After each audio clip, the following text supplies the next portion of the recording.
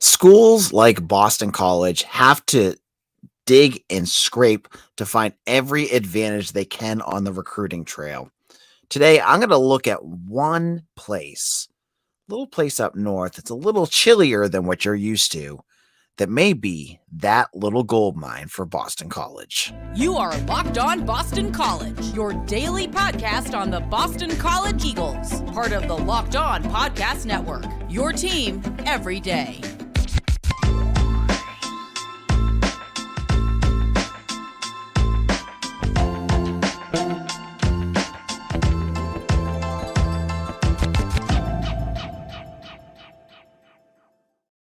Hello and welcome. This is Locked On BC. I'm your host, AJ Black. Today's episode is brought to you by FanDuel Sportsbook, the official sportsbook of Locked On. Make every moment more. Visit FanDuel.com/LockedOn today to get started. All right. We've been talking recruiting. And, when you're getting into BC, you're looking at some of the pipelines that BC has been successful in the past. Many folks will talk about Ohio or New Jersey, or even their own backyard in Massachusetts, where many folks are hoping that BC can continue to grow in the state.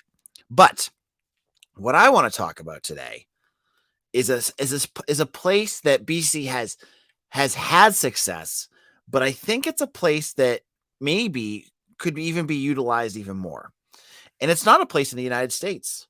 What we're talking about today is recruiting in Canada. Now, BC, as I said, has landed a number of players in the past that are from Canada. Kevin Challenger is the first name that many folks are going to bring up, a famous, offensive player for the Eagles in the past. Mehdi Abdasmid, who was a defensive tackle. He was from, I think it was Quebec. He was a multiple year starter for BC, ended up in the NFL. And then most recently, the Eagles landed Edward Kalengi, who was a true freshman last year out of Quebec and played. And I expect this is a kid that's going to play more. And Kalengi, when you're looking at recruiting news, wasn't a name that really popped a lot because he was from another country, and you don't hear a lot of that on the recruiting services like 247 and things like that. But he was getting a lot of offers. Indiana was pushing hard for him. There was other schools that really wanted him. So he was a good get. Now, I know from talking to staff and where they're at right now, the BC has been up in Canada the last week. They made a new offer to an offensive lineman up there. Listen to this, folks, 6'6", 325-pounder who has the second best name of any offers that BC has made this year. His name is Hackman Page. Not Hackman Page, excuse me. His name is, and I already lost it. Oh my gosh, AJ, what is going on here? His name is Hackman Pierre, excuse me. Hackman Page. I'm getting mixed up with Hangman Page, who's a wrestler. 6'6", 325-pounder from Quebec City. I'm not going to use the campus. I'm not even going to use the French accent. Campus Notre Dame de Foy. I'm sure I messed that up. But look at that. Big kid playing up in Canada. And they had made other offers too. So it's not just a one-stop shop up there. There's a couple of programs that are building a lot of recruits. Now, to give you context, Canada obviously is not going to be as recruit heavy as, Ohio or Georgia, Florida, but you can find some good talent up there. Look at BC's success already. The three that I named, Kalengi, Abdesmed, Challenger, all productive players. Kalengi's got a lot ahead of him, but you already could see where he's heading. I am not saying Boston College should go out there and really focus on Canada. No. But I think that country is a perfect opportunity for BC to go out there and get, a player here or a player there. Try to find those diamonds in the roughs that you can develop. I mean, basketball's doing it too. Armani Mighty's from Canada. So it's a good place. While schools like Florida, Alabama, the Blue Bloods, they're going to focus most of their energy on those hotbeds, the IMG academies, the St. Francis academies, St. John's Bosco, all that stuff. And BC certainly has hit many of those programs, but it's not a bad thing to try something different, to try to go out there and hit a program and get yourself a foot in case there is a really talented player. I mean, a 6'6" high school kid, yeah, bring him in. I think you're, and I'm going to tell you right now with Pierre, he's already looking at an official visit. He wants to come down the weekend of June 21st. He's already starting to get interest from Syracuse. So, I think BC is very good at identifying these talents early. So Canada, what do you think? Do you think this is a place that BC should really dive in and try to get more players? Leave your thoughts in the comment section right now. I see we have a good crew tonight. And I'd love to hear more about that. Now, before we jump into the next segment, again, I want to plug. Got to plug here while I can. Eagle Insider. I'm the editor and publisher there. If you want to know everything about recruiting, if this is something that you're interested in, head over to Eagle Insider right now, subscribe, and you will get I have all the details. I talk to the staff, I talk to the kids, I talk to coaching staffs of the kids. I've got it all if you want the insider information. Football Fan also brings up a great point. Chase Claypool was a good collegian from Canada. There's definitely other players. But it's a spot that I feel like is a little under recruited, and I think it's a good opportunity for BC too. So in a moment, ACC coaching, for some of you folks, I know Football Fan who's in our comment section is going to love this. The power rankings are out right now from 247 on the ACC coaching staff. Where do you think Jeff Hafley lands? As low as you think. We'll get into that in just a moment. But before we do that, I want to get into our good friends over at FanDuel. FanDuel is the official sportsbook partner of Locked On BC. And right now, new customers can go to and get a no sweat first bet during the NBA playoffs up to $2,500. That's $2,500 back in bonus bets if your first bet doesn't win. Now, I love FanDuel. It's super easy to use. When you're looking for your bets, you want to find what you're looking for. You don't want to be digging around, like trying to figure out where, the odds are for the second half and you can't find it because it's halftime and you only got this amount of time to make your bet. FanDuel's so easy to use. So make sure you get in there. It's safe and secure. You get paid instantly, and there's no better place to bet all the playoff action than America's #1 sportsbook. So visit FanDuel.com/lockedon and get a no sweat first bet of up to $2,500. That's FanDuel.com/lockedon. FanDuel, official sportsbook betting partner of the NBA. This is Locked On BC. I am your host, AJ Black. Thank you all who have made Locked On BC your first listen every day. And for those of you that are everydayers, whether you have just started listening and you started listening to Locked On BC 5 days a week, thank you all so much. Now, Jeff Hafley is a touchy subject on this podcast. Many folks out there have very, very strong feelings about the BC head coach as he heads into his fourth year. Many think that he should have been gone last year. Some think he should have been gone 2 years ago. Others think he's going to be able to turn it around. And you guys know where I kind of stand on that. And I'll take my lumps, but that's where I think I stand. And I think Mitch is pretty much on the same boat as I am. I don't want to speak for him, but I know he's not as negative as some might think. So 247 put up so it was actually because of CBS Sports. CBS Sports, connected with 247. They put up their power rankings for coaches. And they laid out where the ACC coaches land. And obviously, #1 in the ACC is not a surprise. It's aw shucks Dabo Swinney.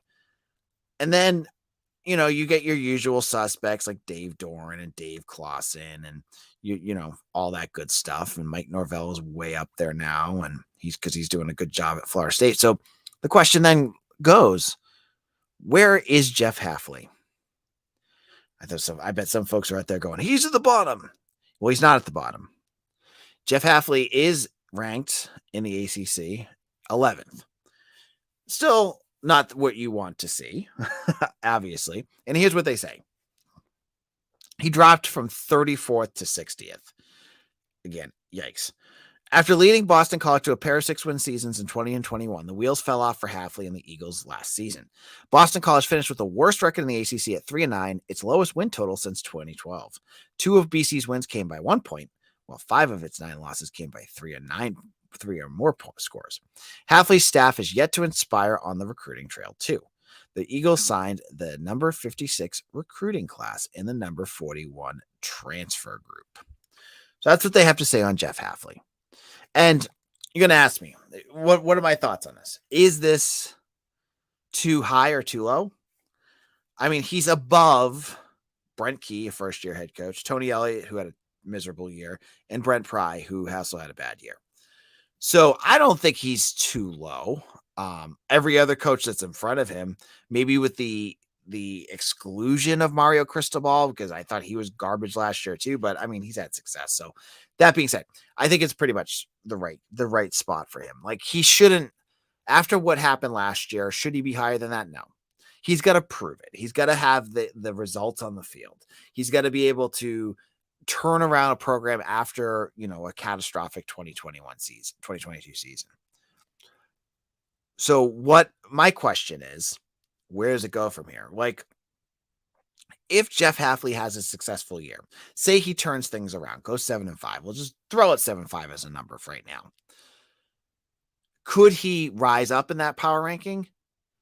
I believe so. I mean, right above him is Dino Babers, and his seat has been flaming hot. I mean, last year there were big expectations. He did not meet them, even though they beat BC. I think he could easily fall down. Mario Cristobal, as I just said, I am not a Miami fan in any sense of the word, and I'm not buying on them this year. And Jeff Brom is another one I would watch for. So there's a possibility. Hear me out here, folks, that he goes up if he has a good season. He's got to prove it, though. He's got to coach better. He's got to have better results. He's got to win some games. But could he go up? Yep. Could he go down? That's the second part of this question. And my answer to this, you're going to be surprised, is no. Why would he not go down? Well, I have to say that if Jeff Hafley has another bad season, it's not going to have him go down. It's probably going to be something else. It's going to be someone else taking his job. So that's where he's at, right? You can't go any lower than where he is right now, because I have to imagine, and this is just my thoughts, that if it's another really bad season, that, he won't go down. It's just he won't be on the list anymore. And so that's kind of where the power rankings are. Now, you're looking at the schedule ahead of them, and obviously BC's going to play a whole bunch of teams that are in front of him. The highest ranked coach that they face this year is Mike Norvell. Probably the highest ranked team they play this year is going to be Mike Norvell, because I think Florida State, if I was a betting man, I would bet on Florida State to win the ACC this year. I think they're going to beat Clemson. I don't know. That's just where I'm at. I think they've got a better their quarterback situation. I think is better. They've got they're stacked with. I mean, their offense is going to be insane. I think they're going to be much better. So they face Norvell, but also it's interesting to see that BC plays every single coach that's below Jeff Hafley. Brent Key at Georgia Tech, Tony Elliott at UVA, and Brent Pry at Virginia Tech. 3 coaches that are below BC. So when I see, who was it? Athlon Sports, I think I saw, put 1-7 in the ACC. I'm not going to go. I'm not going to go on a huge rant here, but let me put it this way. Regardless of Jeff Hafley, regardless of the coaching staff, Athlon Sports has ripped BC every year. Like, it doesn't matter how bad the team is or how good. When BC was contending for ACC championships, Athlon Sports was crapping on BC. So I don't put any stock into what they say, because I think they just look at, numbers, and they don't really evaluate. That being said, so that's when I see it like a 1-7, and I'm seeing BC play a whole bunch of teams that should be in worse shapes than them. And I say to myself, okay, that should lead to some more wins. But I don't know. This is what preseason's all about, right? Like, it's all reading what people prognosticate, what people think, and you have my perspective, and you may not disagree with it. And hell, I don't care. You can disagree with me all you want. I see things like Athlon. I don't agree with them, but I do see other folks that do think that BC is going to be a team that could turn things around. That BC has some things that could lead them in a better direction. We'll get into some of those in future episodes, but we're going to leave it off here. We'll leave it with, I think Jeff Hafley is firmly in the right spot on this list, with only the potential of going up because he can't go down. What do you think? Leave it in the comment section right now. Let's see what any folks have to say. I knew we'd get some comments on this. Braum will be successful at Louisville, and Elko will continue to do well at Duke. Yeah, a lot of folks think that Jeff Braum is going to be really good, Football Fan says. And Mitch Wolf, who you guys heard on this podcast a bunch, he disagrees with me because I have Louisville doing really well. I agree with Football Fan. I think that Louisville's going to be pretty good. And he's like, I don't see it. I don't see what you're talking about. So we'll have to get Mitch on here and he can argue with me. Then he asked, where does Hafley need to be ranked to be considered successful at BC? 11 seems to be acceptable to a lot of folks, where I think the aspirations should be higher. I honestly don't care what the rankings are for in terms of like his evaluation of how he's doing, because BC could go and win 8 games, and I feel like a lot of publications are going to put them down anyways because it's just BC. And this is pre-Hafley. I'm talking back when Tom O'Brien was there, and a lot of these publications are based in the South, and they are so heavy on Southern schools because it sells them papers and sells them magazines. I don't really care. I want the results on the field is all that matters. And then Football Fan says, I doubt Hafley will be fired this season. We'll have to wait to see. I'm not going to get into projections on that one right now. All right. In our final segment, we're getting into some sad news, as a former BC coach has passed away. We'll get into who that was and talk a little bit about that in just a moment.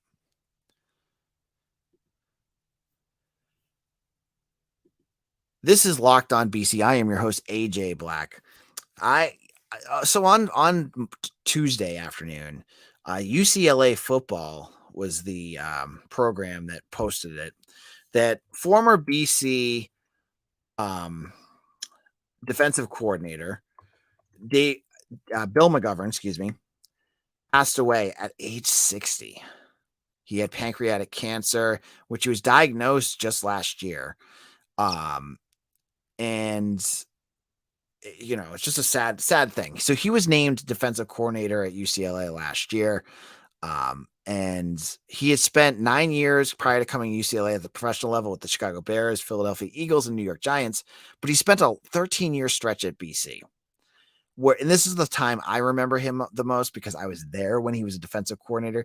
And he was there during some of those great years for BC. He was there when BC defeated Notre Dame 6 times. He was there in the 2007 season when BC, rose to number 2 in the polls. And think about all those great defenders that he worked with, whether it was BJ Raji or Brian Toll or Mike McLaughlin or Luke Kuechly and Mark Herzlig. He was there with all of them. And you talk about the results on the field that Bill McGovern brought. I mean, some of the defenses that he had were so good. And there's a reason why when coaches were leaving, McGovern's name came up time and time again. And so he was a linebackers coach, during some of those bigger years. Spaziani was defensive coordinator, but still, he worked with a lot of those guys too. But he was the defensive coordinator as well. But you see the on-field results. You see the players that he worked with, like Luke Kuechly and Herzlig. And that's great. But the bigger impact that he had was just as a man. And you saw the outpouring of support for him when the news broke. Just when I retweeted it, I saw Scott Mutrin, who's now one of the voices of BC football, talk about how he was a great coach, but an even better man. I saw Sean Sylvia, former BC safety who worked with him, also say, thank you for taking a chance on me and all this stuff. And then I saw another, Chachio, who's one of the guys on WEI who does BC stuff, also say, he was one of the nicest guys. And the stories just go on and on and on. And you hear about it from people back, behind the channel, like off of social media, that Bill McGovern not only was a great football coach, but he was one of the most well-respected men in Chestnut Hill. And that people would work their tail off for him because he was such a trustworthy and good person. So to hear that he lost his life from pancreatic cancer at age 60, so I mean, that's so young. It's so young. And he had such a career ahead of him. I mean, it's brutal. The cancer sucks. I'm just gonna put that out there. And I wanted just to get out there. Why? Someone asked, why did he leave leave BC? He went to the NFL. He took his chance to get some chances. I think he went to the Philadelphia Eagles right after BC.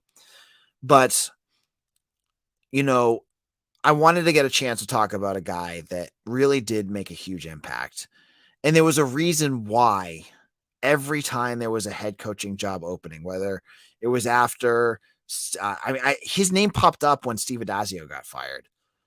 I remember, I think it was Mark Blauchin, who, say what you will, but he floated Bill McGovern's name. And the reason why was because he was so well respected on campus, that he had such a positive impact on this program. And I want to just send a message of support to his family, and, rest in peace, Bill, Coach McGovern. I hope, you're proud of what you did, because you did make an impact on a BC program. Now, we'll be back again on tomorrow's show to talk more about BC football, talk about the upcoming weekend game against Troy for baseball, and everything else that breaks. This is AJ Black. You can follow me on Twitter at AJ Black. AJ Black 247, or hit me up on Eagle Insider. Hope to see you guys there. Thank you all so much. And thank you to everyone who has been contributing in the chat tonight. Ended it on a tough note, but thank you so much. We'll take care, and we'll see you soon.